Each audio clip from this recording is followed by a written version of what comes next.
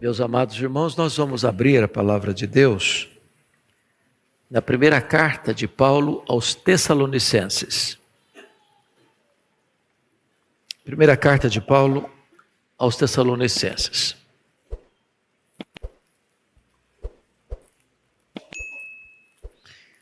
Vamos ler no capítulo 1, versos de 1 a 10, todo o capítulo.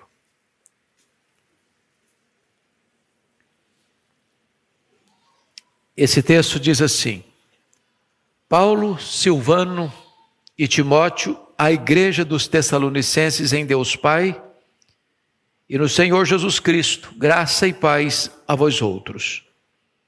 Damos sempre graças a Deus por todos vós, mencionando-vos em nossas orações e sem cessar, recordando-nos diante do nosso Deus e Pai, da operosidade da vossa fé, da abnegação do vosso amor e da firmeza da vossa esperança em nosso Senhor Jesus Cristo, reconhecendo, irmãos amados de Deus, a vossa eleição. Porque o nosso evangelho não chegou até vós tão somente em palavra, mas sobretudo em poder no Espírito Santo e em plena convicção, assim como sabeis ter sido o nosso procedimento entre vós e por amor de vós. Com efeito, vos tornastes imitadores nossos e do Senhor, tendo recebido a palavra, posto que em meio de muita tribulação, com alegria do Espírito Santo. De sorte que vos tornastes um modelo para todos os crentes na Macedônia e na Acaia. Porque de vós repercutiu a palavra do Senhor, não só na Macedônia e Acaia, mas também por toda parte se divulgou a vossa fé para com Deus, a tal ponto de não termos necessidade de acrescentar coisa alguma. Pois eles mesmos, no tocante a nós, proclamam que repercussão teve o nosso ingresso no vosso meio.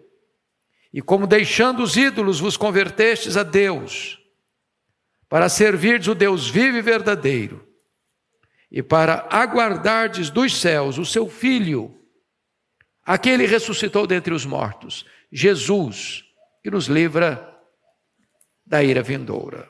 Amém. Eu quero conversar um pouco com os irmãos sobre o tema As marcas de uma igreja verdadeira.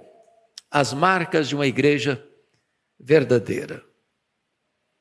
Bom, amados, o apóstolo Paulo, na sua segunda viagem missionária, ele entrou na província da Macedônia, não por vontade própria inicialmente, porque ele queria ir para a Ásia, mas entrou por declarada e expressa vontade de Deus, pela orientação do Espírito Santo. Entretanto, a escolha de, estando na Macedônia, ir a Tessalônica, que era a capital da Macedônia, foi uma decisão dele, escolhendo certamente a forma mais estratégica de alcançar aquela região. Vale destacar que Tessalônica era a capital da província da Macedônia. Estamos falando hoje norte da Grécia, quando a Acaia ficava lá no sul da Grécia. Tessalônica, a grande cidade de Filipe da Macedônia, de Alexandre o Grande, ainda hoje uma cidade muito importante, com mais de 2 milhões de habitantes. Então Paulo passa ali naquela cidade apenas 3 sábados, visitando a sinagoga.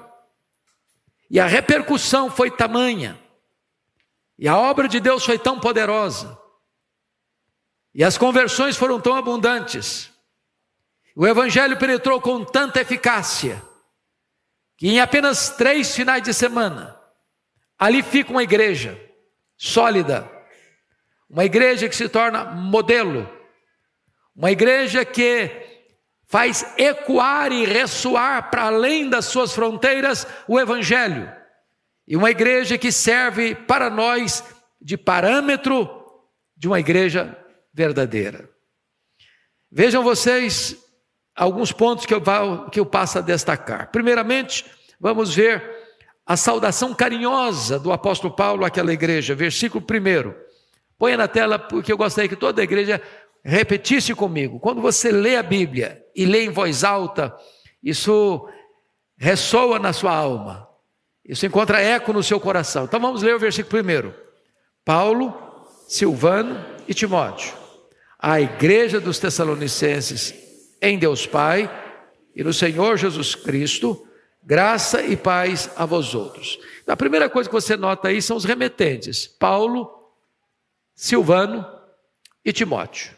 Quando fala Silvano, ele está falando de Silas, aquele profeta de Jerusalém que acompanhou o apóstolo Paulo, em virtude de Barnabé não caminhar com Paulo nesta viagem, que era profeta de Jerusalém. Então, também era um cidadão romano. Timóteo foi um rapaz que é convertido na primeira viagem de Paulo em Listra, e na segunda viagem acompanha também o itinerário missionário do apóstolo Paulo. É a única carta onde Paulo não menciona aquele apóstolo, nem mesmo servo, apenas apresenta-se Paulo, Silvano e Timóteo. Talvez para não constranger os colegas coautores da carta. Mas aqui estão então 3 homens de Deus, Paulo, Silas e Timóteo, endereçando esta carta à igreja de Tessalônica, quando ele estava já em Corinto, no final da sua primeira viagem missionária. Os destinatários são descritos a igreja dos Tessalonicenses. É curioso que não é a igreja de Tessalônica, mas dos Tessalonicenses, porque a igreja não é um prédio, a igreja não é uma construção civil, a igreja é formada de pessoas.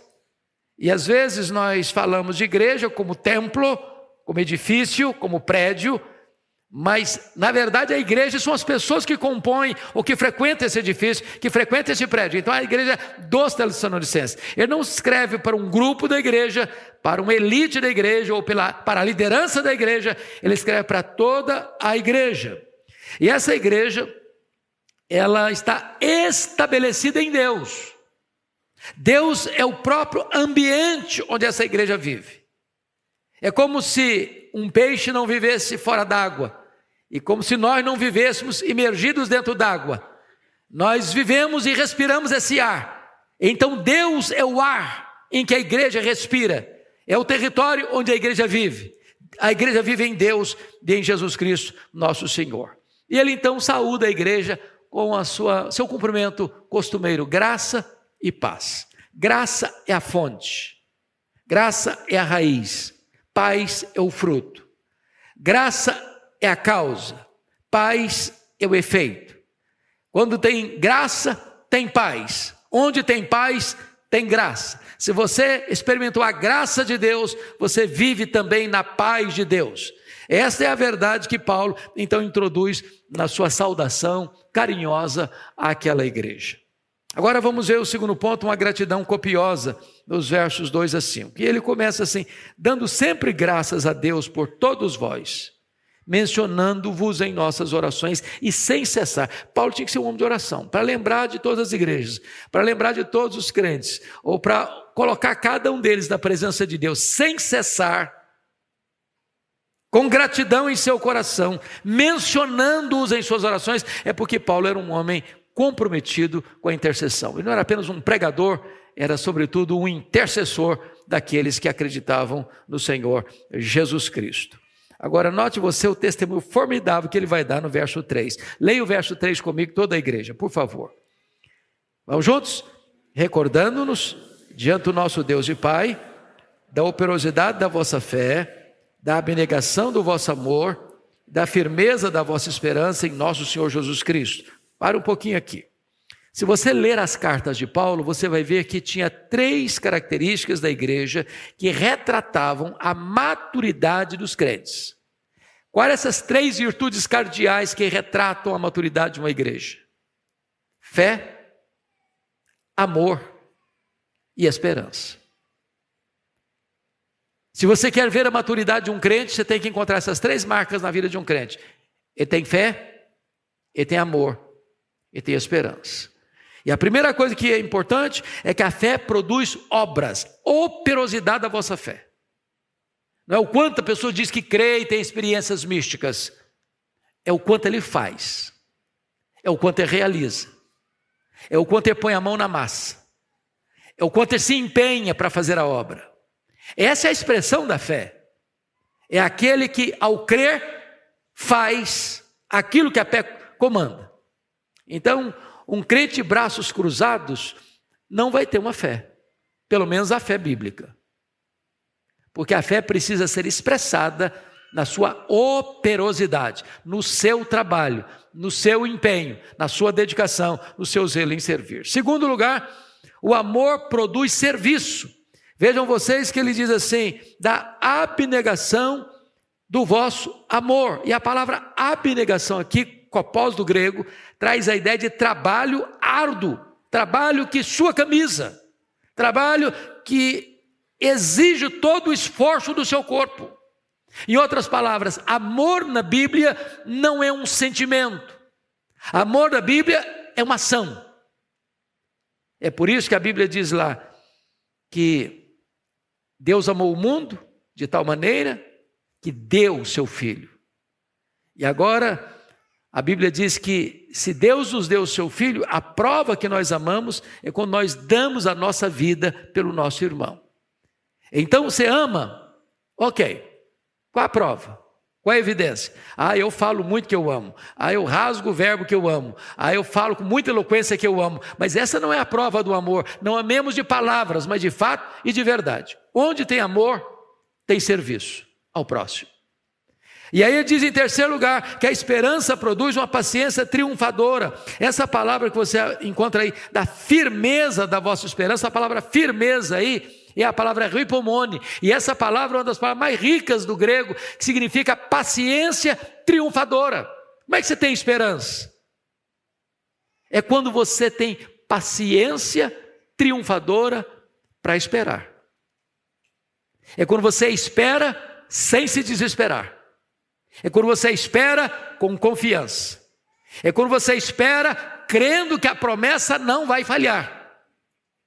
É quando você espera, não com a pressa do seu relógio, mas com o cronos de Deus no tempo oportuno, com o kairos de Deus no tempo oportuno de Deus. Então essas são as três marcas que Paulo menciona do testemunho formidável desta igreja. Mas agora ele dá mais uma prova do testemunho daquela igreja, no versículo 4, uma prova irrefutável. Veja aí comigo o verso 4, põe na tela por favor. Vamos juntos? Reconhecendo, irmãos, amados de Deus, a vossa eleição. Então Paulo reconhece que aqueles irmãos são o quê? Eleitos de Deus. E eu sei que esta é uma doutrina que tem causado constrangimento em alguns, um equivocado entendimento de outros, oposição de tantos mais. Mas a eleição é uma verdade revelada nas Escrituras. E nós não podemos pular esse assunto. Então veja você que Paulo reconhece a eleição daquela igreja, a eleição daqueles crentes. E a pergunta é: quem escolhe quem? Fomos nós que escolhemos a Deus? Ou foi Deus quem nos escolheu? Jesus disse: não fostes vós que me escolhestes, pelo contrário, eu vos escolhi a vós outros. Quem ama quem? Fomos nós quem amamos a Deus e Deus passou a nos amar porque nós o amamos? Ou foi Deus que nos amou primeiro e então nosso amor por Ele é um refluxo do amor dele por nós? A Bíblia diz que foi Ele que nos amou primeiro. Quando Ele nos escolheu? Foi porque o plano A não deu certo e então Ele lançou a mão do plano B? Não. Ele nos escolheu antes da fundação do mundo. Pergunta: para que Ele nos escolheu? E a Bíblia responde: para sermos santos e irrepreensíveis perante Ele. A Bíblia nos escolheu para crermos ou Deus nos escolheu porque cremos? A Bíblia responde, lá em Atos 13:48, todos quantos foram destinados para a vida eterna creram. De tal maneira que a fé não é a causa da eleição, a fé é consequência da eleição. Você não foi eleito porque creu, você creu porque foi eleito. E Paulo está então mostrando a prova irrefutável de que aquela igreja era uma igreja verdadeira, uma igreja salva, a prova da sua eleição. Mas em quarto lugar, um impacto inegável. Veja o verso 5, vamos ler o verso 5, por favor. Toda a igreja comigo. Porque o nosso evangelho não chegou até vós, tão somente em palavras, mas sobretudo em poder do Espírito Santo e em plena convicção, assim como sabeis ter sido o nosso procedimento entre vós, por amor de vós. Então o evangelho chegou à igreja de Tessalônica de 3 formas, preste atenção nisso. Primeiro, chegou em palavras. Em palavras. E eu queria muito que você entendesse o que é que Paulo está querendo dizer, que o evangelho chegou lá em Tessalônica em palavras. Então abra comigo, por favor, Atos 17. Atos 17. E vamos ver o que ele está querendo dizer com isso. Versículos 2 e 3. Ponha na tela, meu filho, para nós todos lermos. Vamos lá, toda a igreja comigo.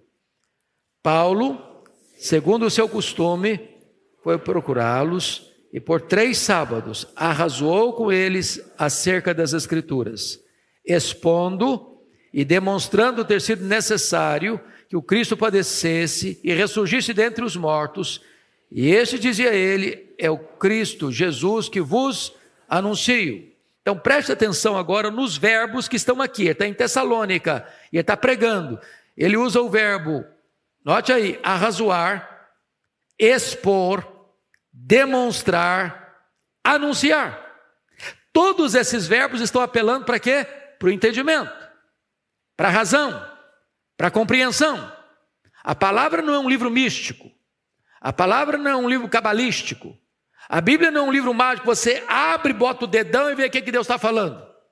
Não, a Bíblia é um livro que precisa ser exposto, explicado, clareado, para a pessoa entender, compreender a verdade. Então o evangelho chegou lá em Tessalônica, primeiramente em palavras, em exposição, em explicação, arrazoando as verdades, provando as verdades. Segundo lugar, versículo 5, voltando para Tessalonicenses.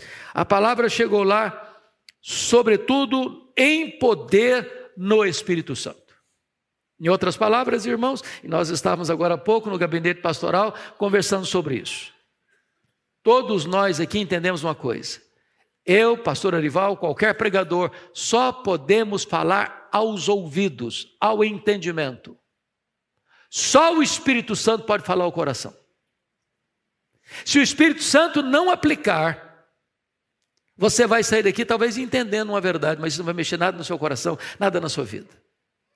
Então Paulo entendeu que quando ele chegou em Tessalônica, a pregação dele não consistiu apenas em argumentos lógicos, racionais, inteligíveis, cognitivos. A palavra de Deus chegou lá no poder do Espírito Santo. É o Espírito Santo quem toca, é o Espírito Santo quem regenera, é o Espírito Santo quem convence de pecado, é o Espírito Santo quem opera a santificação, é o Espírito Santo quem opera a obra e aplica a obra da redenção.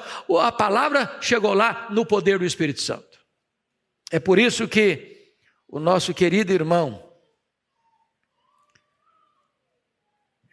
Mark Lloyd Jones afirma o seguinte, que pregação é lógica em fogo.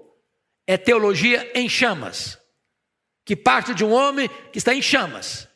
Não há pregação sem poder. Não há pregação sem poder. E é por isso que nós precisamos não só argumentar, nós precisamos do poder do Espírito Santo. Para pregar e para entender. Mas em terceiro lugar ele diz que a palavra chegou lá em plena convicção. Paulo tinha certeza de que ao pregar a palavra no poder do Espírito Santo, Deus haveria de transformar vidas. E aqui tem um milagre. 3 sábados, numa cidade que eu nunca tinha visitado, uma grande metrópole, uma cidade com mais de 100 mil habitantes na época, capital de uma província. É apenas 3 sábados, ele sai de lá perseguido e deixa plantado uma igreja que se torna modelo dos crentes de todo aquele primeiro século. Um verdadeiro milagre. Ele tinha convicção de que a pregação da palavra de Deus vai ter efeito, vai ter resultado, vai trazer salvação, vai trazer conversão. Vamos ao terceiro ponto então, agora uma imitação grandiosa. Versículos 6 e 7. Então vamos olhar, em primeiro lugar, uma igreja que imitou o modelo certo. Veja o verso 6a comigo, por favor. Com efeito, vamos juntos? Com efeito, vos tornastes imitadores nosso e nosso Senhor. Até aqui. Vejam vocês, imitador, a palavra aqui é mimetai, de mimetismo, é de você imitar tudo, os movimentos, a voz, a fala. Eles se tornaram imitadores de quem? Dos missionários que estão lá. Quais missionários? Paulo, Silas e Timóteo. E eles se tornaram imitadores do próprio Senhor Jesus. Ou seja, você precisa ter um espelho para quem olhar.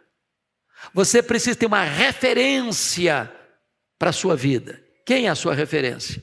Ele está dizendo, os líderes que foram lá e o próprio Senhor Jesus Cristo.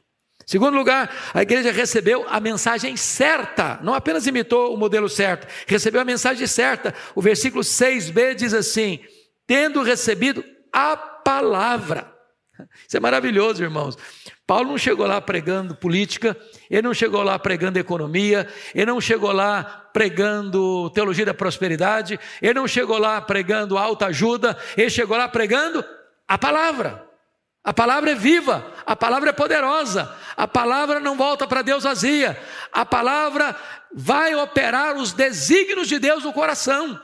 É por isso que esta igreja, e hoje louvado seja Deus, celebrando nessa semana 166 anos da Igreja Presbiteriana do Brasil, a única coisa que nós precisamos continuar fazendo com zelo e fidelidade é pregar a palavra, não é inventar roda, não é pregar a última novidade do mercado da fé, não é pregar a última corrente teológica, não é pregar o que o fulano disse ou Beltrana falou, é pregar a palavra de Deus, é expor as Escrituras. O que eu tenho visto, e nós testemunhamos isso, é que tem muita gente hoje, irmãos, comendo palha em vez de pastos verdejantes, comendo palha em vez de trigo nutritivo, e as pessoas estão à cata da palavra. Não é novidade, não é barulho, não é movimento, não é grandes eventos. As pessoas precisam de quê? Da palavra. Mas mais do que isso, notem vocês ainda, a igreja teve a reação certa, porque o texto diz assim, tendo recebido a palavra, posto que em meio de muita tribulação, com alegria do Espírito Santo. Agora, por favor, põe as duas coisas como que em dois pratos da balança. Muita tribulação, grande alegria. Parece contraditório. Como assim você tem muita tribulação e tem alegria no Espírito Santo? Como assim que você está sendo amassado, espremido, e você está todo feliz? Como os apóstolos em Jerusalém, foram presos, açoitados e saíram da cadeia cheios de alegria, pelo privilégio de sofrerem pelo nome do Senhor Jesus. Como assim, Paulo? Você chega em Filipos, leva uma coça no meio da rua, leva burdoada no meio da rua, você tem suas costas ensanguentadas, e você é jogado dentro de uma cadeia, e você coloca os seus pés no tronco, e você está cantando de noite. Que negócio é esse? Meus irmãos, só pelo poder do Espírito Santo.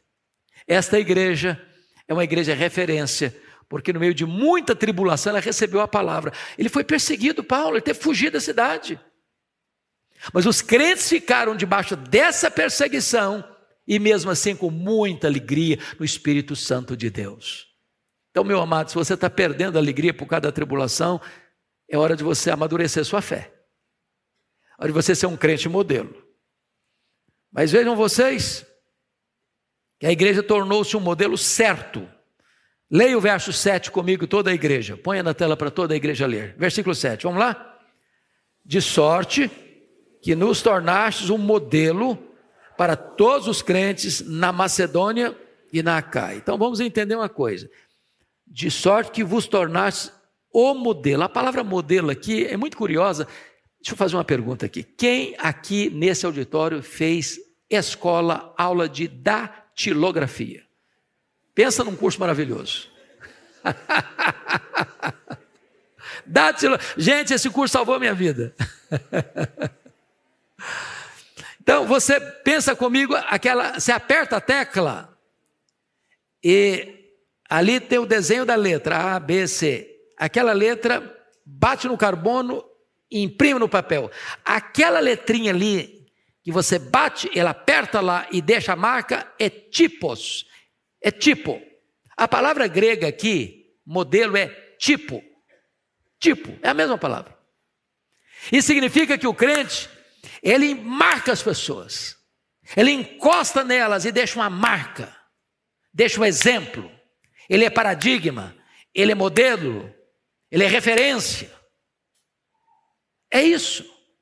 Agora notem que eles se tornaram modelos não apenas na província da Macedônia, onde Tessalônica era a capital, mas se tornaram modelos também lá na outra província, lá no sul da Grécia, lá na Caia, onde estava Corinto. Ou seja, irmãos, o nosso testemunho precisa ser um testemunho que marque as pessoas, para quem está perto de nós e até para quem está longe de nós. E preste atenção que não tinha mídia social naquele tempo. Hoje, querendo ou não, perdemos o quê? A privacidade. Tem coisa boa, tem coisa ruim. O que é coisa ruim? Irmãos amados, toda semana tem um perfil falso em meu nome. Toda semana. Se vocês encontrarem aí alguém vendendo remédio para os olhos que eu estou vendendo, é fake news, pode ter certeza. Derruba um, amanhã tem outro. Derruba um, amanhã tem outro. Derruba um, amanhã tem outro. É o mundo que nós estamos vivendo. Agora, tem muita coisa boa acontecendo também. Tem muita gente que está conectada neste culto. Tem muita gente que está conectada na IPP TV. Tem muita gente que está ouvindo as mensagens, e gente está sendo convertida, e gente está sendo consolada, e gente está sendo transformada. Bendito seja Deus, porque esta igreja é uma referência não só em São Paulo, não só no Brasil, mas em muitas outras nações da terra. Nós somos um modelo. Aqui em São Paulo, fora de São Paulo, no Brasil afora. Bendito seja Deus por isso. Mas ainda, me permita agora ir para o quarto e penúltimo ponto da mensagem. Uma influência auspiciosa. Versículo 8 e 9. Então vamos ver uma repercussão abrangente. Versículo 8. Toda a igreja comigo. Vamos juntos? Porque de vós repercutiu a palavra do Senhor, não só na Macedônia e Acaia, mas também por toda parte se divulgou a vossa fé para com Deus, a tal ponto de não termos necessidade de acrescentarmos coisa alguma. Eu chamo a sua atenção para a palavra repercutiu. Essa palavra no grego é a palavra que dá origem à nossa palavra portuguesa de eco. Eco. Você grita, daqui a pouquinho você escuta a sua voz reverberando um eco. E agora Paulo vai além da Caia. Essa palavra de Deus repercutiu na terra deles, na Macedônia, repercutiu lá no sul da Grécia, na província da Acaia, e ele prossegue e diz assim: e também por toda parte se divulgou a vossa fé para com Deus. Que coisa incrível! Uma igreja que foi plantada em 3 sábados. O plantador tem que fugir da cidade em menos de um mês, porque eles querem matá-lo. Os crentes que ficam debaixo de grande perseguição. E eles não estão desesperados, não, estão cheios da alegria do Espírito Santo. E essa igreja tornou-se uma igreja tão madura que o eco do testemunho deles reverberou para além das fronteiras do país, por toda parte, a ponto de Paulo não precisar acrescentar coisa alguma ao testemunho daquela igreja. Que coisa maravilhosa, o que Deus pode fazer, pelo poder da sua palavra e pelo poder do seu Espírito. Mas agora, vejamos além de uma repercussão abrangente, vejamos agora uma conversão evidente no versículo 9a.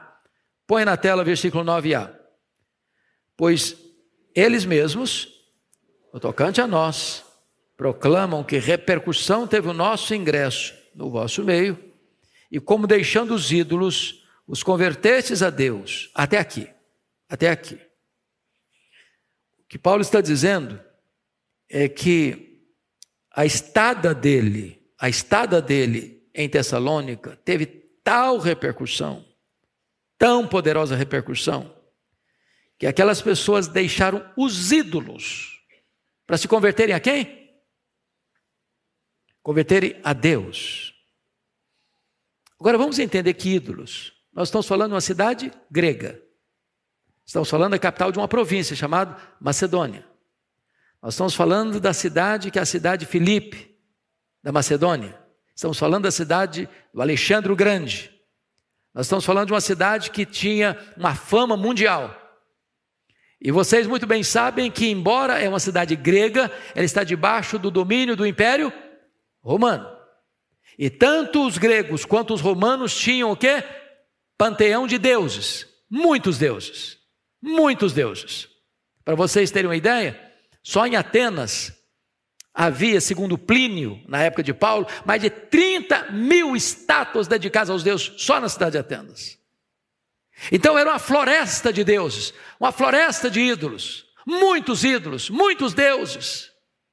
E quando essas pessoas ouviram o Evangelho, apenas 3 sábados, o poder da palavra, o poder do Espírito Santo foi tamanho na vida delas, que elas abandonaram, elas largaram, elas deixaram, elas rejeitaram os ídolos, os deuses pagãos, e se converteram ao Deus vivo. Louvado seja o Senhor.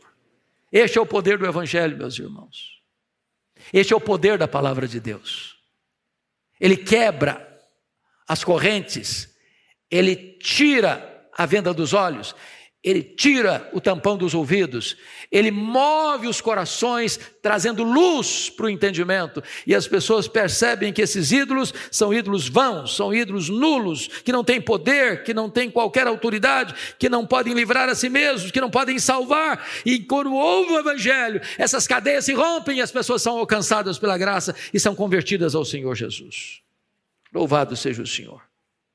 Agora, em terceiro lugar, eles deixaram os ídolos se converter a Deus para fazer o quê? Bom, agora eu estou salvo, estou convertido, deixa eu cruzar os braços, vou para o céu mesmo, está tudo bem com a gente.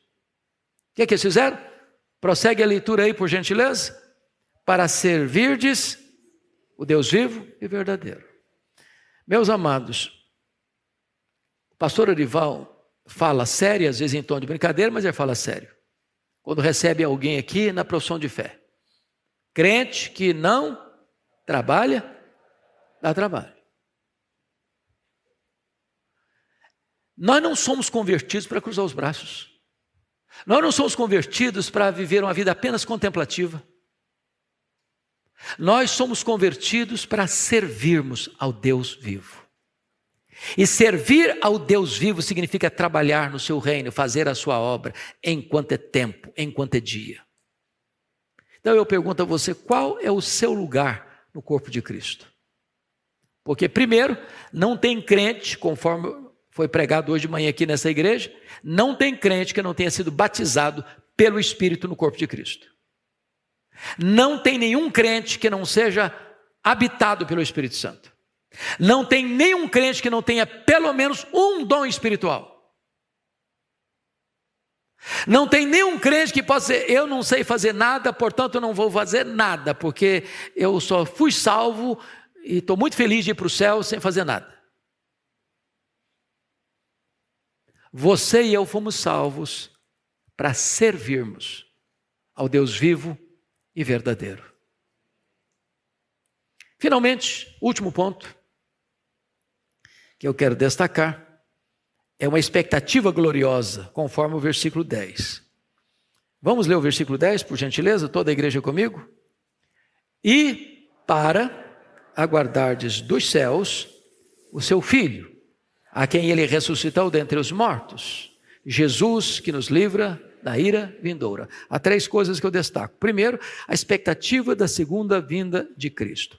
A palavra aguardar aí no verso 10, para aguardardes, traz a ideia de aguardar numa espera feliz, expectante, com paciência, com confiança. Saber que Ele prometeu, eu voltarei. E você crê nisso. E você aguardar isso. E você esperar isso. E você apressar esse dia. De você viver na ponta dos pés dizendo, Maranata, ora vem, Senhor Jesus. Porque esta vinda de Jesus é a acrópole da nossa esperança. É o pináculo da nossa fé. É a apoteose da nossa expectativa. Jesus voltará. Voltará pessoalmente, visivelmente, audivelmente, repentinamente, inesperadamente, gloriosamente, para buscar a sua noiva, a sua igreja. A igreja está à espera do seu noivo. Segundo lugar, a base para essa expectativa da segunda vinda, ele diz aí com toda clareza. E o que ele afirma? A quem ele ressuscitou dentre os mortos. Ou seja, se Jesus não tivesse ressuscitado dentre os mortos, não teria nenhuma esperança de segunda vinda. Então você crê que Jesus voltará, porque ele desceu do céu, ele se encarnou, ele nasceu, ele viveu, ele morreu, ele foi sepultado, ele ressuscitou, ele voltou para o céu, ele está sentado à direita da majestade, e ele voltará para buscar a sua igreja e para estabelecer o seu reino de glória, colocar todos os seus inimigos debaixo dos seus pés, e reinar com a sua igreja para sempre, e sempre, e sempre. E finalmente, em terceiro e último lugar, o livramento que temos na segunda vinda de Cristo, pois ele diz assim, a quem ele ressuscitou dentre os mortos, Jesus, que nos livra da ira vindoura. Então preste atenção aqui. Na segunda vinda de Cristo vai ter dois momentos ou duas situações dramáticas. Uma de extrema alegria, vai ser dia de luz para os salvos. Não um dia de medo, não um dia de terror. Preste mais atenção. Se nós somos filhos da luz, nós estamos aqui esperando e aguardando. Então, quando Jesus voltar, não só não teremos condenação, nós entraremos no gozo do Senhor. Porém, aqueles que ainda não foram convertidos, que não nasceram de novo, quando Jesus brotar nas nuvens, cessou a esperança de salvação para eles. Não tem mais expectativa nenhuma de redenção. Agora ele não vem mais para salvar. Agora ele não vem mais como advogado. Agora ele vem como juiz. Agora ele vem para sentar no trono e julgar. E aqueles que não estão debaixo do seu sangue, e aqueles que não nasceram de novo, aqueles que não se arrependeram dos seus pecados, aqueles que não se entregaram a Ele, a Cristo como seu Salvador e Senhor, esses terão que sofrer a ira de Deus eternamente sobre a sua vida. É uma horrível expectativa de juízo. Então preste muita atenção. Não adianta você pensar ou falar da segunda vinda, porque este é o ponto mais importante agora para você. Estou preparado para o encontro com o Senhor? Nesta noite você veio aqui. E se você ainda não estava preparado, se você ainda não se rendeu a Jesus, esta pode ser a noite da sua salvação. Esta noite você fugir da ira vindoura. Esta noite você ter sobre a sua cabeça, não a ira de Deus, mas a graça de Deus, a chuva do perdão de Deus, a bênção da salvação de Deus. Essas foram as marcas dessa igreja verdadeira.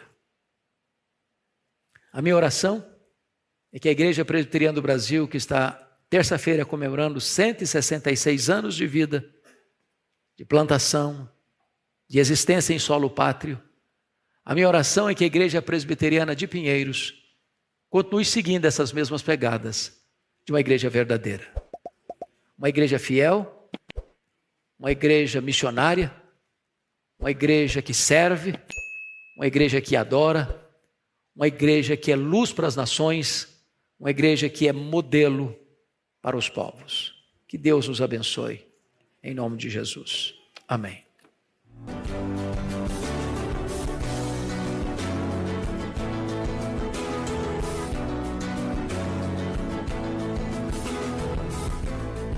Palavra da Verdade, com Hernandes Dias Lopes. Palavra da Verdade, com Hernandes Dias Lopes. Eu convido você, então, para abrir sua Bíblia comigo.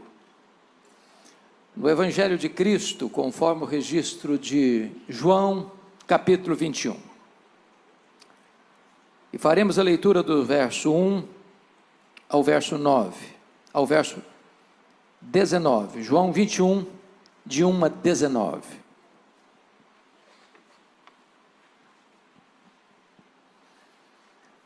Está escrito o seguinte: depois disto, tornou Jesus a manifestar seus discípulos junto do mar de Tiberíades, e foi assim que ele se manifestou. Estavam juntos Simão Pedro, Tomé, chamado Dídimo, Natanael, que era de Caná da Galileia, os filhos de Zebedeu, e mais 2 de seus discípulos. Disse-lhe Simão Pedro: vou pescar. Disseram-lhe os outros: também nós vamos contigo. Saíram e entraram no barco, e naquela noite nada apanharam. Mas ao clarear da madrugada estava Jesus na praia. Todavia os discípulos não reconheceram que era ele. Perguntou-lhe Jesus: filhos, tendes aí alguma coisa de comer? Responderam-lhe: não. Então lhes disse: lançai a rede à direita do barco e achareis. Assim fizeram e já não podiam puxar a rede, tão grande era a quantidade de peixes. Aquele discípulo a quem Jesus amava disse a Pedro: é o Senhor. Simão Pedro, ouvindo que era o Senhor, cingiu-se com sua veste, porque se havia despido, e lançou-se ao mar. Mas os outros discípulos vieram no barquinho, puxando a rede com os peixes, porque não estavam distantes da terra, senão quase 200 côvados, aproximadamente 100 metros. Ao saltarem em terra, viram ali umas brasas, e em cima peixes, e havia também pão. Disse-lhes Jesus: trazei alguns dos peixes que acabastes de apanhar. Simão Pedro entrou no barco e arrastou a rede para a terra, cheia de 153 grandes peixes. E não obstante serem tantos, a rede não se rompeu. Disse-lhes Jesus: vinde, comei. Nenhum dos discípulos ousava perguntar-lhe: quem és tu? Porque sabiam que era o Senhor. Veio Jesus, tomou o pão e lhes deu, e de igual modo o peixe. Já era esta a 3ª vez que Jesus se manifestava aos discípulos, depois de ressuscitado dentre os mortos. Depois de terem comido, perguntou Jesus a Simão Pedro: Simão, filho de João, amas-me mais do que estes outros? Ele respondeu: sim, Senhor, tu sabes que te amo. Ele lhe disse: apacenta os meus cordeiros. Tornou a perguntar-lhe pela 2ª vez: Simão, filho de João, tu me amas? Ele lhe respondeu: sim, Senhor, tu sabes que te amo. Disse-lhe Jesus: pastorei as minhas ovelhas. Pela 3ª vez Jesus lhe perguntou: Simão, filho de João, tu me amas? Pedro entristeceu-se por ele lhe ter dito pela 3ª vez: tu me amas? E respondeu-lhe: Senhor, tu sabes todas as coisas, tu sabes que eu te amo. Jesus lhe disse: apacenta as minhas ovelhas. Em verdade te digo, que quando eras mais moço, tu te cingias a ti mesmo, e andavas por onde querias. Quando, porém, fores velho, estenderás as mãos, e outro te cingirá e te levará para onde não queres. Disse isto para significar com que gênero de morte Pedro havia de glorificar a Deus. Depois de assim falar, acrescentou-lhe: segue-me. Eu quero pedir permissão a vocês para só voltar nesse texto já na conclusão da minha fala. Meu propósito nesta manhã é apresentar a vocês o apóstolo Pedro. Quem foi este homem? Que foi discípulo, que foi apóstolo de Cristo e o líder deles. Quem foi este homem que abriu a porta do evangelho para judeus e gentios? Quem foi este homem que, cheio do Espírito Santo, pregava e os corações se derretiam? Orava pelos enfermos e eles eram curados. Quem é este homem que, tomado de santa ousadia, não temia mais açoites, nem prisões, nem mesmo martírio? Quem é este homem? Este homem é mais do que um nome, ele é um emblema. Este homem é um símbolo de quem você é e de quem eu sou, de quem nós somos. Pedro é um retrato da humanidade, dos seus avanços e recuos, das suas escaladas e quedas, de suas promessas de arrojada fidelidade e de negação vergonhosa do Senhor da sua vida. Quem é esse homem? Capaz de uma fé robusta no momento, se és tu, Senhor, manda-me ir ter contigo por sobre as águas, para depois se render ao medo e ao pavor e naufragar. Capaz de declarar de maneira cristalina: tu és o Cristo, Filho do Deus vivo, para em segui-la, usado por Satanás, tentar afastar Jesus da cruz. Quem é este homem que é capaz de jurar fidelidade inegociável a Cristo, ainda que todos te abandonem, eu jamais, para em seguida covardemente negar Jesus 3 vezes? Quem é este homem? Este homem está aqui nesta manhã. Este homem mora debaixo da sua pele. O coração de Pedro bate no seu peito. O sangue de Pedro corre em suas veias. Você e eu somos Pedro. E o que Jesus fez na vida dele pode fazer na sua, na minha, na nossa vida nesta manhã. Um dos primeiros episódios retratados na Bíblia sobre Pedro está lá em Lucas 5. Diz a Bíblia que Jesus estava ensinando uma grande multidão às margens do mar da Galileia, um lago de águas doces, de 21 quilômetros de comprimento por 14 de largura, o maior reservatório de águas doces do Oriente Médio, a 220 metros abaixo do nível do mar Mediterrâneo, encurralados pelas montanhas de Golã e pelas montanhas da Galileia. E diz a Bíblia que os pescadores, dentre eles Pedro, depois de uma noite infrutífera de trabalho, lavavam as redes. Quando Jesus olha e vê 2 barcos ancorados, um é o de Pedro, e Jesus entra especificamente no barco de Pedro e diz para ele: afasta o barco, Pedro. E Jesus transforma aquele barco num púlpito, a água no veículo da sua voz, e ministra aquela grande multidão. Depois diz a Pedro assim: ô Pedro, vai para o fundo, lança-te ao largo, lançai as vossas redes para pescar. Pedro, que era um profissional, porque nascera ao redor do lago, trabalhara naquele lago a vida inteira, e responde para Jesus: Senhor, desse negócio aqui entendo eu. Aqui eu sou profissional, aqui eu sou autoridade. Então entenda uma coisa: o mar não está para peixe hoje. Trabalhamos a noite inteira, não pegamos nada. Mas de repente um lampejo de fé acende-lhe na alma, e ele diz: mas sob a tua palavra eu lançarei as redes. E quando ele lança as redes, um cardume começa a pular nas redes, as redes começam a se romper, aquele barco não consegue reter o produto milagroso daquela pesca, o outro barco precisa vir. E quando Pedro percebe que não está apenas diante de uma pescaria de sorte, mas de um milagre extraordinário, e ele larga para lá o barco, ele larga para lá as redes, ele larga para lá os peixes, ele nada na direção de Jesus, se prostra aos pés de Jesus e diz: Senhor, afasta-te de mim, vai embora de mim, eu sou um pecador, eu não posso estar na tua presença.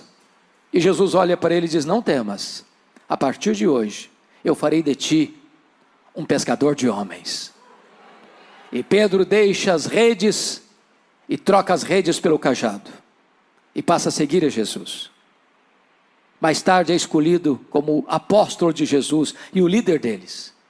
Caminha com Jesus, escuta Jesus, vê os milagres de Jesus. E diz a Bíblia que agora Jesus está lá no extremo norte de Israel, lá nas fraldas do Monte Hermon, lá na divisa com a Síria, lá em Bânias, onde nasce o Rio Jordão, lá em Cesareia de Filipe. E Jesus faz uma enquete com seus discípulos assim: quem dizem os homens ser o Filho do Homem? Em outras palavras, o que o povo comenta a meu respeito? E eles disseram: Senhor, o povo está muito confuso, o povo não sabe nada. Uns pensam que tu és João Batista, outros pensam que tu és Elias, outros pensam que tu és Jeremias, outros pensam que tu és alguns dos profetas. O povo não sabe nada, o povo está confuso. Parece que é ainda hoje assim. Então Jesus pergunta para eles: e vós, quem dizeis que eu sou? E Pedro, que era um líder, ele não suportava que ninguém falasse na frente dele, se adianta e fala em nome do grupo: tu és o Cristo, o Filho do Deus vivo. Talvez até aguardando um elogio de Jesus. Parabéns, Pedro, você é um homem muito inteligente, você tem uma capacidade muito grande de discernir as coisas. Mas não foi o que Jesus disse, não. Jesus disse assim: bem-aventurado és, Simão Barjonas, porque não foi carne e sangue quem tu revelaram, mas o meu Pai que está nos céus. Em outras palavras, Jesus está dizendo para Pedro o seguinte: ô Pedro, você só sabe quem eu sou porque o Pai me revelou para você. Porque se o Pai não tivesse me revelado para você, como povo, você também não saberia quem eu sou. E Jesus engata e diz: e eu também te digo que tu és Pedro, e sobre esta pedra eu edificarei a minha igreja, e as portas do inferno não prevalecerão contra ela. Está aqui, meus irmãos, em Mateus 16, 18, um dos textos mais importantes da Bíblia, de cujo correto significado depende o futuro da igreja. Quem é esta pedra sobre a qual a igreja está edificada? Há 3 interpretações na história da igreja. Primeiro, é que o Pedro é a pedra. Talvez hoje mais de 800 milhões de pessoas subscrevem esse pensamento. Há uma frase em latim muito conhecida: ubi Petros ibi ecclesia. Onde está Pedro? Aí está a igreja. A segunda interpretação é que a pedra sobre a qual a igreja é edificada é a declaração de fé: tu és o Cristo, o Filho do Deus vivo. Onde essa declaração é feita, aí a igreja está estabelecida. Mas a terceira interpretação, e eu subscrevo a terceira interpretação, e eu estou seguro de que, se não todos aqui, a maioria de nós entende assim, é que o fundamento da igreja, esta pedra, é o próprio Cristo. E o texto nos leva a essa conclusão, se não vejamos. Há na língua grega uma espécie de trocadilho entre a palavra Pedro e a palavra pedra. Pedra é Petra, Pedro é Petros. Pedra não deriva de Pedro, Pedro deriva de pedra. Petra é uma rocha inabalável, Petros é um fragmento de pedra arrancado de um maciço rochoso. Então o que Jesus está dizendo é o seguinte: eu também te digo que tu és Petros, fragmento de pedra, mas sobre esta rocha que sou eu edificarei a minha igreja. A palavra pedra é uma metáfora usada apenas para Deus em toda a Bíblia. Mas também o pronome demonstrativo nos ajuda a entender. Tanto no grego, quanto no inglês, quanto no português, há uma diferença entre esta e essa. Por exemplo, eu estou com a minha Bíblia aqui, eu digo esta Bíblia. Mas se eu coloco a Bíblia no púlpito e me afasto do púlpito, eu digo essa Bíblia. Se Jesus tivesse a intenção de dizer que Pedro era pedra, ele teria dito: eu também te digo que tu és Petros, mas sobre essa pedra eu edificarei minha igreja. Mas não foi o que Jesus disse. Eu também te digo que tu és Petros, mas sobre esta pedra eu edificarei a minha igreja. Então há 4 verdades aqui. Primeiro, Jesus é o fundamento da igreja. Ele é a pedra fundamental da igreja. Pedro entendeu isso quando pregou em Jerusalém. Pedro entendeu isso no final da vida, quando escreveu a sua primeira carta. Jesus é a pedra. Paulo entendeu isso quando disse: ninguém pode lançar outro fundamento além daquele que já foi posto, o qual é Cristo Jesus nosso Senhor. Então a igreja está debaixo, a igreja está fundamentada sobre esta base sólida que não se abala: Jesus Cristo nosso Senhor. A segunda verdade é que Jesus é o dono da igreja. Ele diz assim: eu edificarei a minha igreja. A igreja não é sua, a igreja não é minha, a igreja não é nossa, a igreja tem dono. E o dono da igreja tem marcas de cravos em suas mãos. O dono da igreja a comprou não com ouro, não com prata, mas com seu precioso sangue. Terceiro, Jesus é o edificador da igreja. Ele está dizendo: eu edificarei a minha igreja. Quem edifica a igreja não é você, nem eu, nem nós. Na verdade, tudo provém de Deus. Ele quem nos dá arrependimento para a vida, Ele quem nos dá a fé salvadora, Ele quem nos regenera, É Deus quem nos justifica, é Deus quem nos santifica, é Deus quem nos batiza pelo Espírito no corpo de Cristo, é Deus quem nos sela com o Espírito Santo, é Deus que nos deu o Espírito como penhor da nossa redenção, é Deus quem há de nos glorificar. Tudo provém de Deus, a salvação é obra de Deus, de A a Z, para que toda a glória pertença a Ele. É Ele quem está edificando a sua igreja. Nós poderíamos usar todo o nosso conhecimento, toda a nossa metodologia, e nós não produziríamos sequer um convertido. Não fora Deus, nenhum de nós estaria aqui nesta manhã. É Ele quem está edificando a sua igreja. Mas em quarto lugar, Jesus é o protetor da igreja, e as portas do inferno não prevalecerão contra ela. Não importa se vem perseguição, não importa se a situação se tornará adversa, meus irmãos, nada nem ninguém pode deter os passos da igreja, porque a igreja é vitoriosa, a igreja é indestrutível, porque aquele que morreu por ela a protege do mal.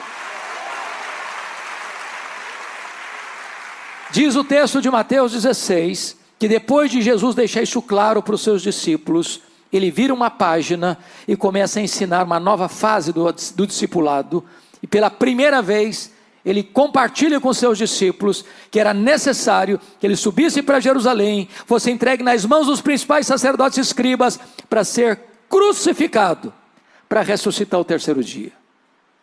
E quando Pedro, que acabara de falar que ele era o Cristo, o Filho do Deus vivo, escuta isso, ele chama Jesus à parte. Vem cá, Jesus, vem cá um pouquinho, vem cá. E passa a repreender a Jesus. Tem compaixão de ti mesmo. Que é isso? Larga a mão desses pensamentos doentios, soturnos. Não pensa em cruz não, pensa em vida. E Jesus olha para ele e diz: arreda, Satanás, és para mim causa de tropeço. Tu não cogitas as coisas de Deus, apenas as coisas dos homens. Irmãos, entendamos isso.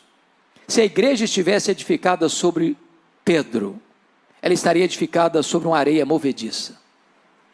Mas bendito seja Deus, a igreja está edificada sobre uma rocha que não se abala. Mas vamos entender algo aqui. O que é que Jesus não disse? Jesus não está dizendo que Pedro é Satanás. Segundo, Jesus não está dizendo que Pedro está endemoniado. Terceiro, Jesus não está mandando Pedro arredar. Quarto, Jesus está mandando Satanás arredar. Que Satanás?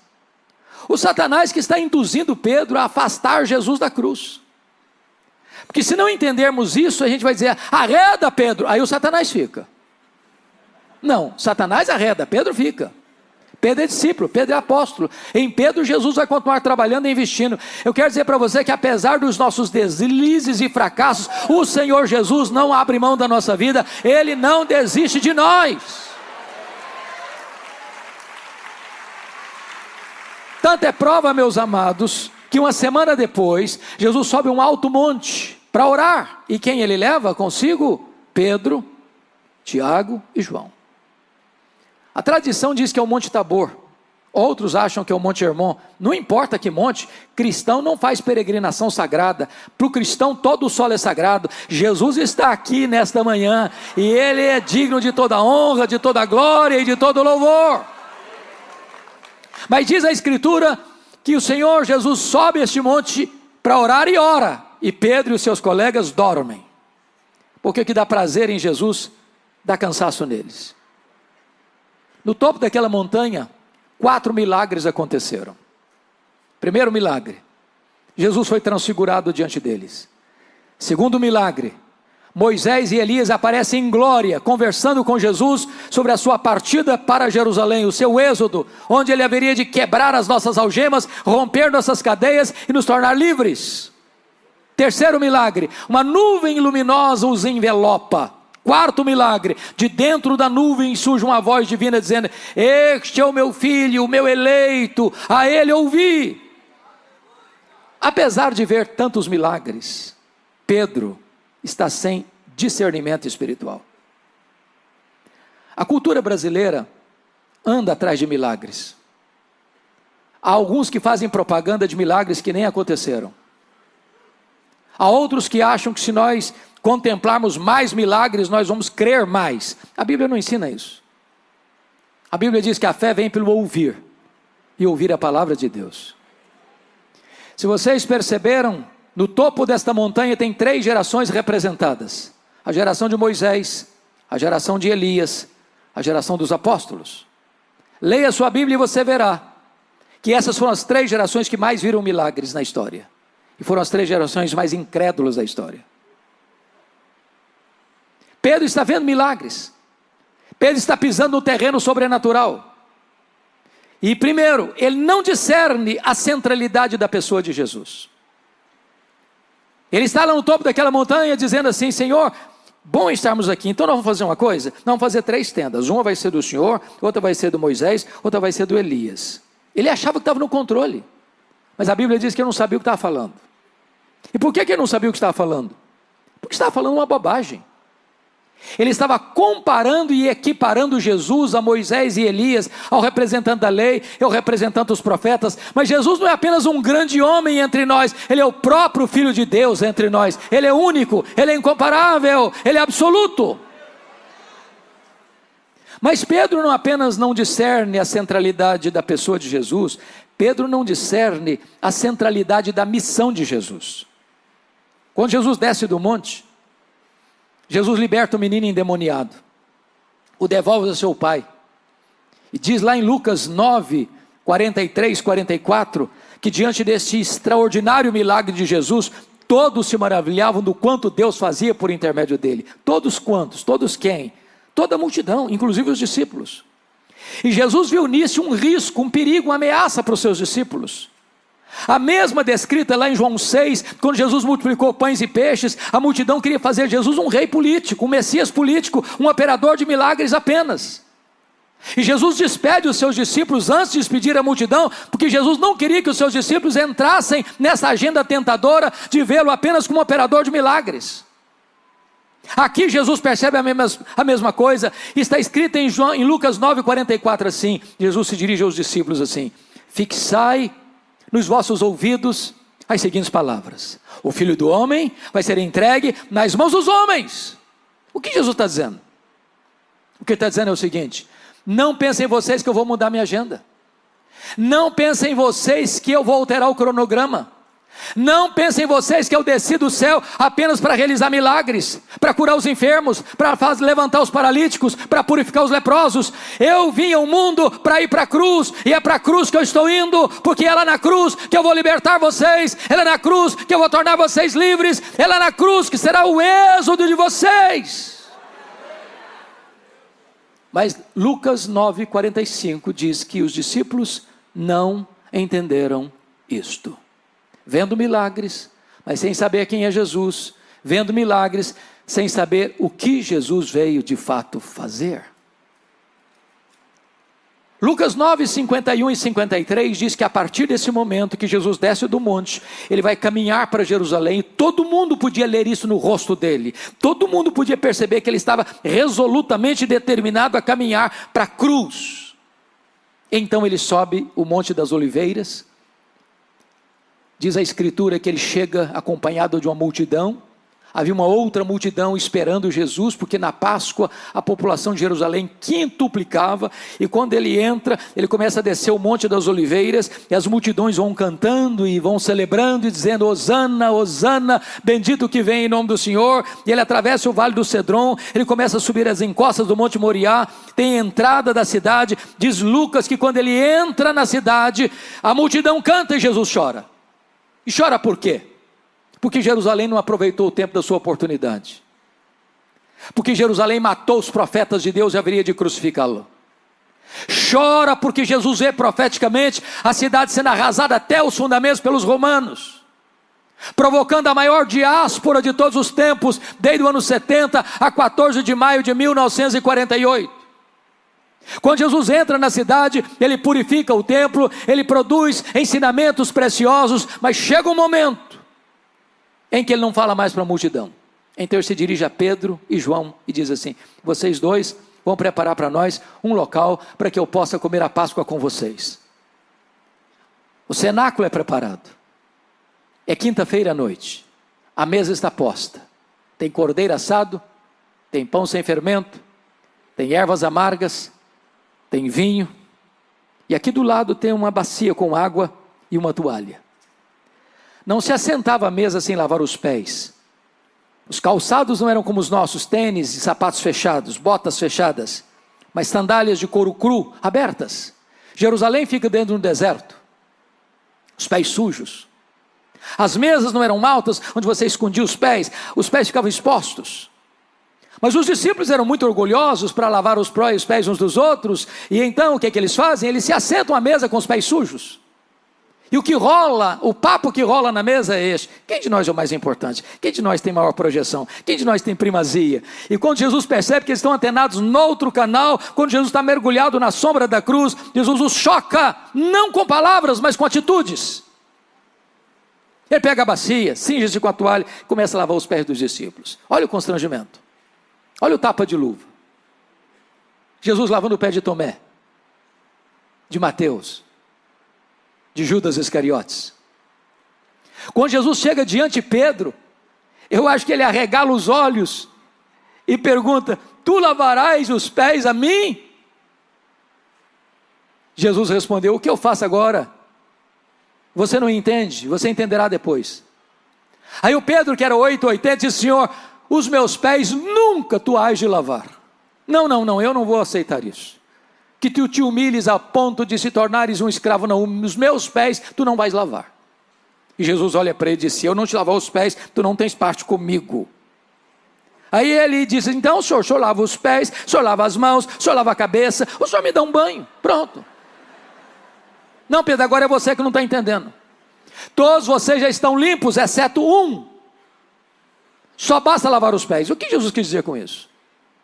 Todos vocês já passaram pelo lavar regenerador do Espírito Santo. Isso acontece uma única vez na vida e nunca mais precisa se repetir. Mas aqueles que já foram regenerados precisam constantemente no processo da santificação.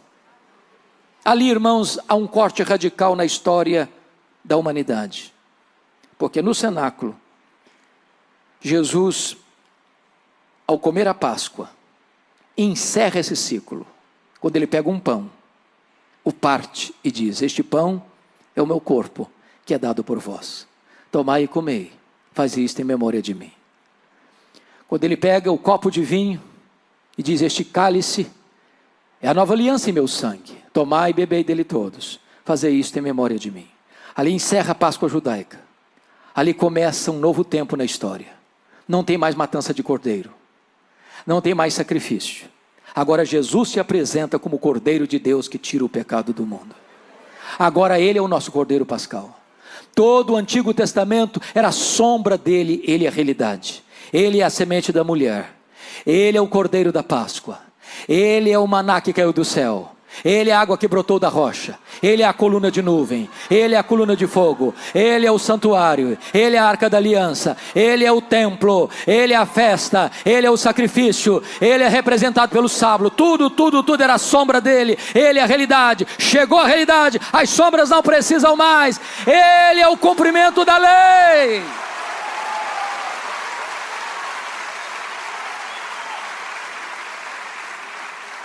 Depois que ele participa e celebra a ceia, ele diz assim para os seus discípulos, ao caminhar já para descer para o Monte das Oliveiras, ele diz assim: nesta noite todos vós vos escandalizareis comigo, como está escrito: ferirei o pastor e as ovelhas ficarão dispersas. Então Jesus se aproxima do Pedro, diz: Pedro, Satanás os requereu para peneirares como trigo, mas eu roguei por ti para que a tua fé não desfaleça. Quando te voltares para mim, fortalece os teus irmãos. Eu acho, pastor Josué, que o Pedro deu uma raspada na garganta e disse: Senhor, eu sei o que está acontecendo, eu sei que o clima está tenso, eu sei que nos bastidores eclesiásticos aí estão tramando a tua prisão e a tua morte. Aqui para nós, Jesus, eu acho que os meus colegas não têm tutano para aguentar isso não. Mas deixa eu dizer uma coisa para o senhor: eu sou um cabra macho. A corda não rói do meu lado. Só conta comigo. Ainda que todos te abandonem, eu jamais. Aliás, por ti darei minha vida. Eu estou pronto a ir contigo para a prisão e para a morte. Aí Jesus olha para ele e diz: Pedro, pois em verdade te digo que nesta mesma noite, antes que o galo cante, tu me negarás 3 vezes. Acho que o Pedrão se calou. Acabaram de descer o Monte Sião, cruzaram o Vale de Cedron, mergulharam nas fraldas do Monte das Oliveiras, onde tinha uma prensa de azeite, o jardim do Getsêmani. Diz a Bíblia que Jesus deixou 8 dos seus discípulos para trás, porque Judas não está mais entre eles. Pegou Pedro, Tiago e João e diz: vocês, vem comigo. Quando Jesus ficou sozinho com os 3, Jesus abriu o coração para eles e disse: a minha alma está profundamente triste até a morte. Ficai comigo, vigiai comigo. E diz a Bíblia que Jesus avança sozinho para o interior do jardim. Ele, o Rei da Glória, o Criador do Universo, prostra-se com o rosto no chão. E segundo Hebreus 5:7, ele oferece forte clamor e lágrimas àquele que podia libertá-lo da morte. E ele ora e ele chora, e ele ora e ele chora, e ele ora e ele chora. Diz: Pai, se possível, passe de mim este cálice sem que eu beba, se não seja feita a tua vontade. Quando ele se levanta desse primeiro período de oração e vai aos 3 discípulos, eles estão dormindo. E Jesus não acorda os 3, não, acorda Pedro. Pedro, nenhuma hora pudeste vigiar comigo? Vigiai e orai para que não entreis em tentação. O espírito está pronto, mas a carne é fraca. E Jesus volta para o segundo período de oração, e ora e chora, e ora e chora, e ora e chora, e fala as mesmas palavras. Vem um anjo do céu e o consola. Jesus volta-se para Pedro, e os seus colegas estão dormindo de novo. Jesus volta para o terceiro round de oração. Agora a luta é mais titânica, a batalha é mais renhida. Agora Jesus não molha o chão apenas com as suas lágrimas, mas também com o seu sangue, numa luta de sangrento suor. A pergunta, irmãos, é: que cálice era esse que trazia tanta angústia em Jesus? Será que este cálice era a certeza que os seus discípulos o abandonariam? Será que era certeza que uma turba fortemente armada, capitaneada por Judas Iscariotes, o prenderia naquela noite? Será que era certeza que ele seria levado ao sinédrio para ser cuspido e esbordoado? Será que era certeza de que costurariam contra ele 2 pesadas acusações: blasfêmia contra Deus e conspiração contra César? Será que era certeza de que o governador Pôncio Pilatos, covardemente, para atender ao grito da multidão, o entregaria à cruz? Será que era certeza de que ele caminharia pelas apinhadas ruas de Jerusalém, sob os apupos e vaias de uma multidão ensandecida? Será que era certeza que ele seria esticado naquele leito vertical da morte, suspenso entre a terra e os céus? E a resposta é 1000 vezes não. Este cálice era a santa ira de Deus, que devia cair sobre a sua cabeça, sobre a minha cabeça. Este cálice era a certeza de que ele, sendo amado do Pai, gritaria na cruz: Deus meu, por que me desamparaste? Este cálice era a certeza de que, sendo ele santo, santo, santo, ele seria feito pecado por nós. Este cálice era a convicção de que, sendo ele bendito eternamente, seria feito maldição por nós. Notem vocês, a angústia que Jesus trava não é na cruz, é no Getsêmani. Quando ele termina esse terceiro período de oração, não tem mais angústia nele. Não tem mais angústia nele. Quando ele termina esse terceiro período de oração, ele se levanta, dá uma balançada em Pedro e nos seus colegas, diz: acordai, vamos-nos, o inimigo se aproxima. E quando a turba chega, Jesus não se esconde, Jesus não se esgueira nas trevas. Jesus se apresenta e pergunta: a quem buscais? Responderá: Jesus o Nazareno. Pois sou eu. E caíram por terra. A partir de agora ele vai para o sinédrio, e ele é cuspido, e ele é esbordoado, e ele está firme como uma rocha. A partir daqui ele vai para o pretório romano, e quem está em crise e desespero é o juiz que o julga, é Pôncio Pilatos. Ele está firme como uma rocha, caminhando para a cruz como um rei caminha para a sua coroação. A partir daqui ele caminha debaixo do lenho maldito. As mulheres choram, e ele pergunta: por que vocês estão chorando por mim? Não chorem por mim, chorem por vós e por vossos filhos.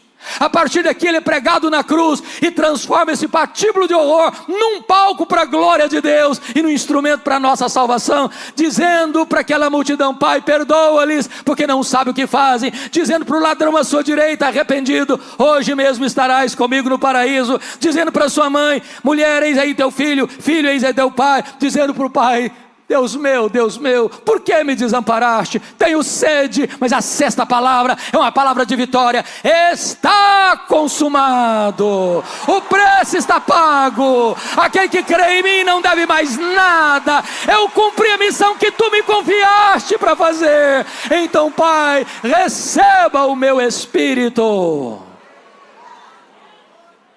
Naquela noite Jesus foi preso, não porque sucumbiu ao poder de Roma. Está escrito em Lucas, porque aquela era a hora das trevas. E para aquela hora Jesus tinha vindo. Os discípulos de Jesus se dispersaram, acovardados, e Pedro também. Ia seguindo Jesus de longe. Sorrateiro e furtivamente conseguiu entrar lá na casa do sumo sacerdote. Tinha uma fogueira acesa, a noite estava fria. E ele tenta se aquentar ali ao redor daquela fogueira. Quando passa uma criada, no lusco-fusco da noite, olha bem para ele, consegue discerni-lo e diz assim: tu também és discípulo dele. Pedro ouviu isso e negou diante de todos, dizendo: eu não sei o que dizes. Ele sai aqui desta área, vai lá para o alpendre, tenta se esconder por lá. Quando passa outra criada e olha, o discerne e diz assim para os colegas: aquele lá é discípulo dele também. Pedro escutou isso e disse: eu juro que eu não conheço esse homem.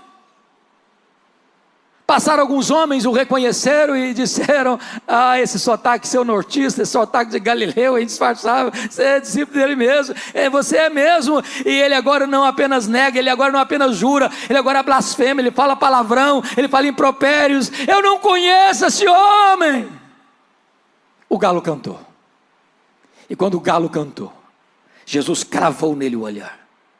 Diz a Bíblia que Pedro caiu em si, desatou a chorar e saiu dali chorando amargamente. Naquela quinta-feira à noite, Jesus foi cuspido, foi esbordoado.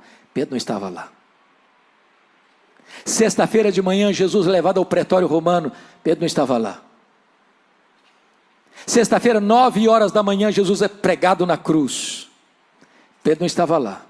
Foi outro Simão que ajudou Jesus a carregar a cruz. Pedro não estava lá.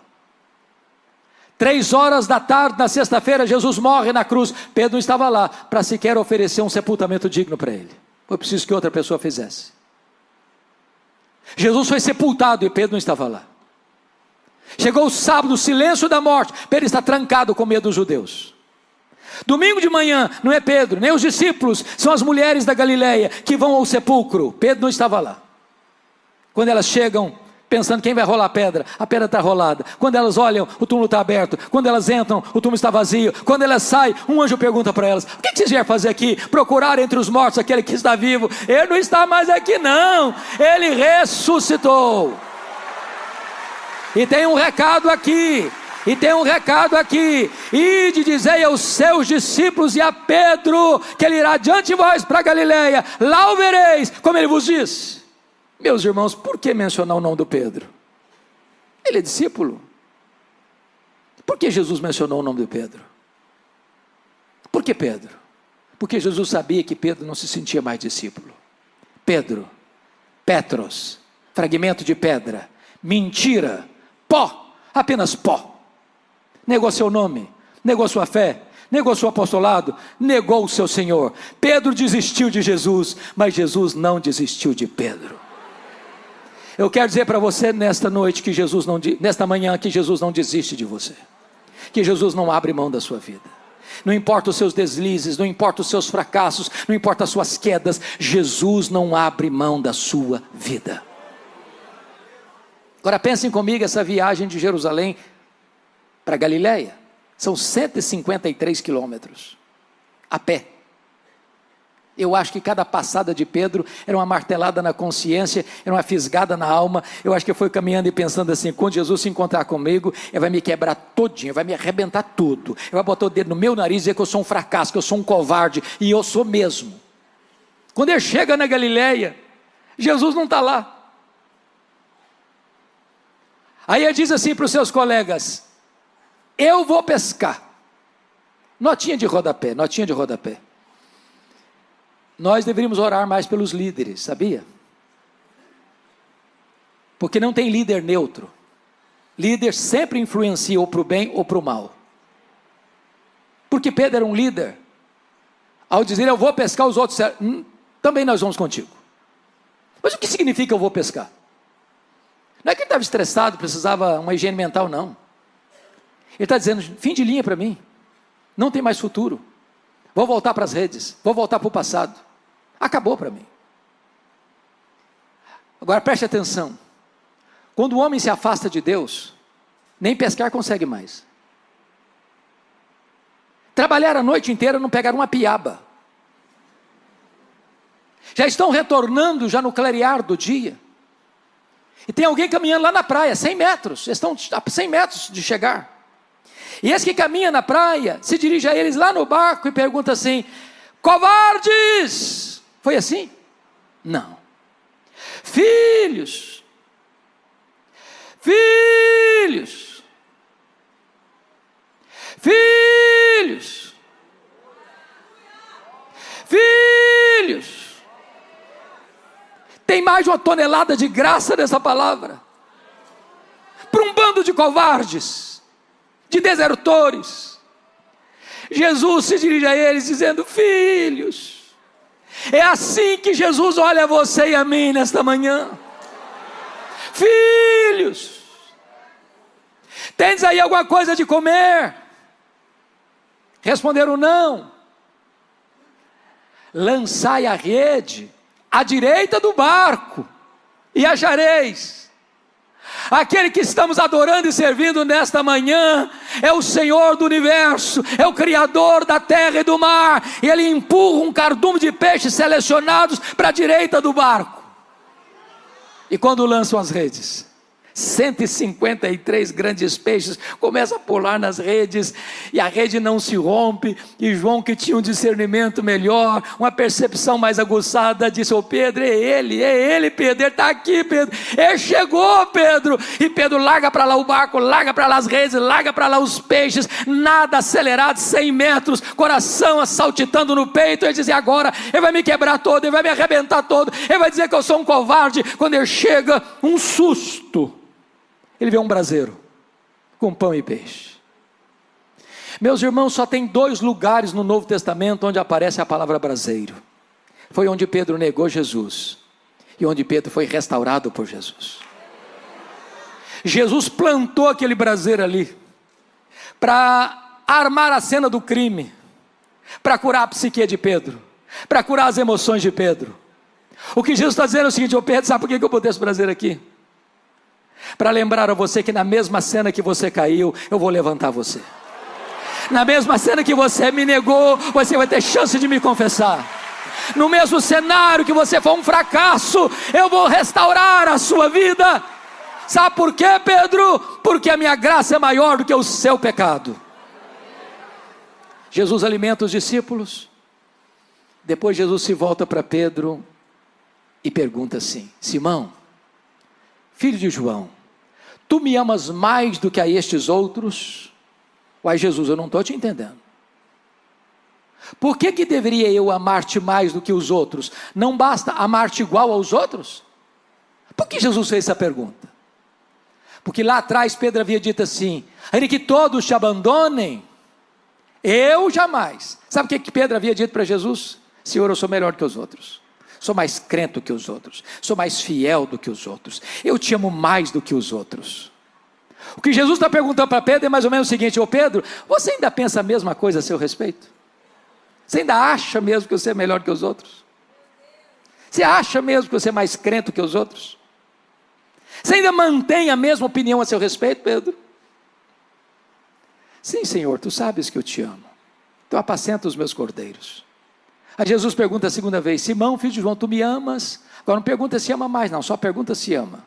Sim, Senhor, tu sabes que eu te amo, então pastorei as minhas ovelhas. Aí Jesus perguntou a terceira vez: Simão, filho de João, tu me amas?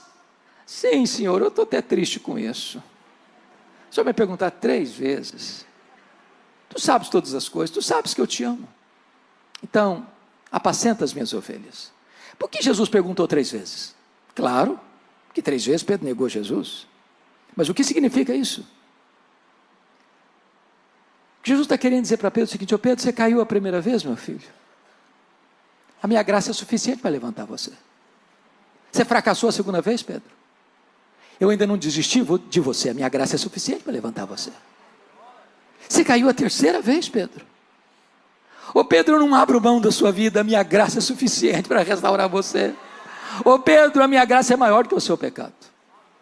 Se eu pudesse botar isso, pastor Josué, numa narrativa de um jogo, eu narraria da seguinte maneira: Pedro negou Jesus a primeira vez, está perdendo de 1-0. Pedro negou a segunda vez, está perdendo de 2-0. Pedro negou a terceira vez, está perdendo de 3-0. Pedro, tu me amas? Sim, Senhor, tu sabes que eu te amo. 3-1, Pedro. Segunda vez: Pedro, tu me amas? Sim, Senhor, tu sabes que eu te amo. 3-2, Pedro. Terceira vez: Pedro, tu me amas? Sim, Senhor. 3-3, Pedro. Pedro, segue-me. 4-3 para a restauração. Deus muda o placar do jogo. Deus vira a mesa da história. Deus muda o cenário da vida.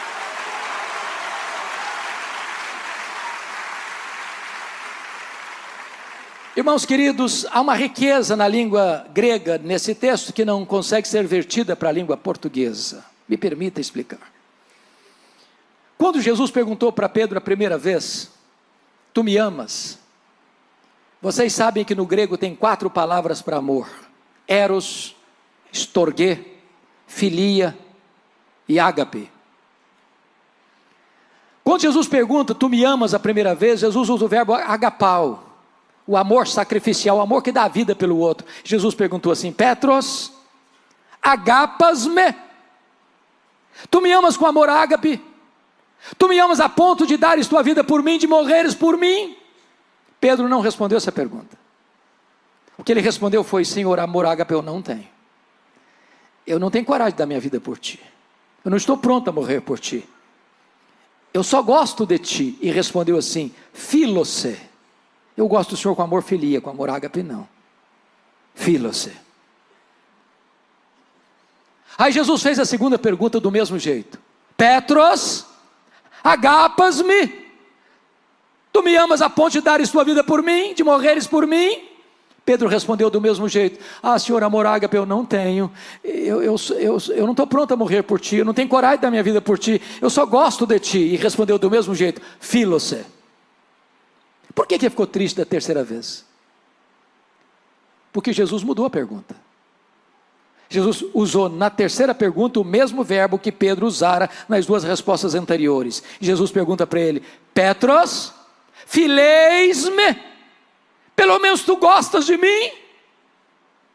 Pedro respondeu do mesmo jeito: é isso, Jesus, só gosto de ti. Filose. O que eu aprendo com isso? Quando Pedro, confiando em si, prometeu a Jesus de dar sua vida por ele, Pedro negou Jesus. Mas quando Pedro humildemente reconheceu que não tinha forças para dar sua vida por ele, aí Jesus o capacitou a dar sua vida por ele. Aqui Jesus restaura Pedro. Aqui Jesus levanta Pedro. A partir daqui Pedro é um homem de oração. A partir daqui Pedro é um homem cheio do Espírito Santo. A partir daqui Pedro prega e os corações se derretem. A partir daqui Pedro ora pelos enfermos e eles são curados. A partir daqui Pedro é um gigante nas mãos de Deus. Mas preste atenção numa coisa: Jesus não apenas restaura Pedro, Jesus restaura o ministério de Pedro. Pedro agora abandona as redes e troca as redes pelo cajado. Apacenta os meus cordeiros, pastoreia as minhas ovelhas, apacenta as minhas ovelhas. Talvez nesta manhã eu estou falando para pastores, para líderes, para gente de proa, para gente que um dia pôs a mão no arado e voltou atrás, que desistiu do ministério, que desistiu da liderança, que desistiu de estar na linha de frente. E eu quero dizer para você que Jesus está aqui nesta manhã para restaurar a sua vida, para restaurar o seu ministério, para devolver a você nesta manhã o cajado de pastor. É hora de você largar as redes e pegar o cajado. É hora de você pegar as redes para ser pescador de homens. É hora de você ser usado nas mãos de Deus. Agora preste atenção, versículo 18. Jesus diz ao Pedro: você está lembrado daquele dia que você falou que estava pronto a morrer por mim? Estou sim, Jesus, estou sim. Pois bem, Pedro, esse dia vai chegar. Mas nem agora não, quando você ficar velho. Hoje você é jovem, você vai para onde você quer. Mas quando você ficar velho, eles vão cingir você, vão pregar você, vão crucificar você. E com esse gênero de morte, você vai glorificar a Deus. Eu acho, pastor Josué, que se não for a graça, Pedro deveria ser internado numa clínica psiquiátrica. Pensa comigo nisso. Está pregando um sermão abençoado, passa na cabeça dele: quando eu ficar velho, não vou ter aposentadoria, não vou numa casa de praia, não vou para uma casa de montanha, eu vou ser crucificado. Ele chega em casa, ele era casado, a esposa dele ia dar um abraço nele, passava pela cabeça dele: quando eu ficar velho, eu vou ser crucificado. Sem graça, irmãos, isso gera paranoia. Talvez você pergunte: mas como é que foi esse negócio? Como é que ele administrou isso? Como é que foi isso na vida dele? Ele vai contar para nós e eu termino aqui. Abra sua Bíblia lá em 2ª carta de Pedro, capítulo 1, versículo 14 e 15. Ele conta para nós como é que foi esse final. Veja lá.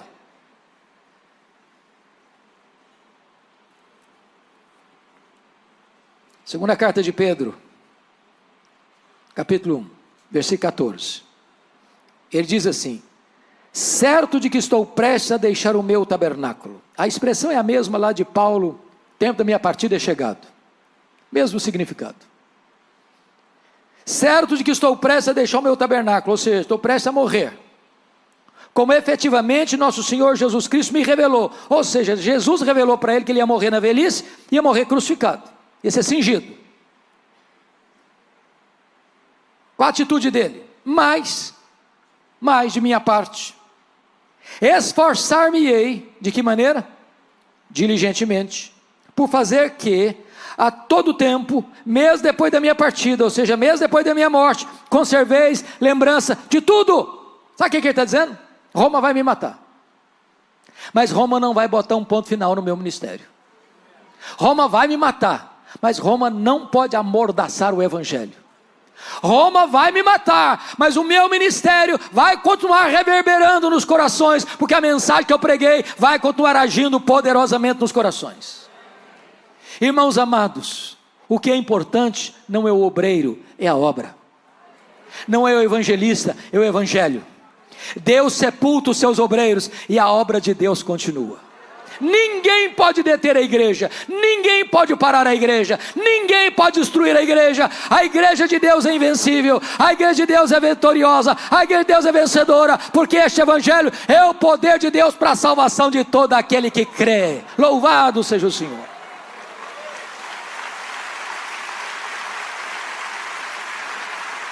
A minha oração nesta manhã, irmãos, é que Deus levante homens e mulheres cheios do Espírito Santo, da fibra de Pedro. Vivemos um tempo hoje que não tem espaço mais para crentes covardes. Não tem mais espaço.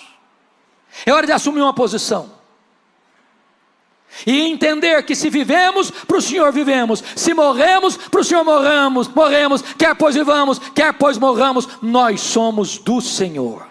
Que Ele abençoe sua vida e encoraje o seu coração.